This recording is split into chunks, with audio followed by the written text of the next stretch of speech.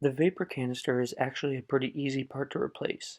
The hardest part is getting under the car and actually accessing it.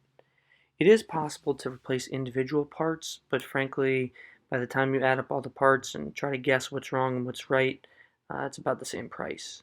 So the first step is to get under the car, either jack it up or crawl under and orient yourself. I think it's easier if your head is toward the front of the car.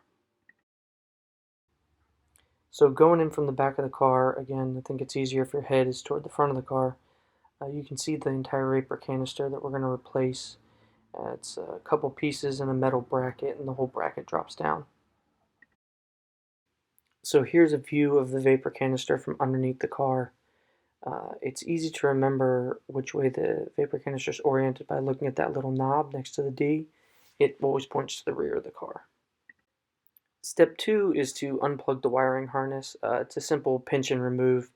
It's actually right next to the little knob that I was talking about. As we zoom in here, the little knob again is pointing to the rear of the car, and the wiring harness is plugged into it. The third step is to remove the hoses. There's a hose on either side of the vapor canister. You need to use needle nose pliers to remove the collars and then simply pull the hoses off. The two hoses that need to be removed and where they need to be removed from are annotated with the white arrows. Step 3 is to remove all three of the 12mm bolts. There's one on the passenger side, driver side, and the rear of the vapor canister. The locations of the three 12mm bolts are shown with the red arrows. So the next step is to slide the whole vapor canister off. It pulls down and then slides toward the driver's side of the vehicle.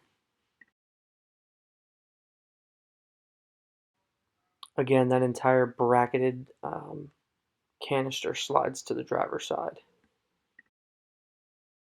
As you can see here, this is my way too dark video removing my old vapor canister, but the install is the exact opposite of what we've just done. It's pretty simple.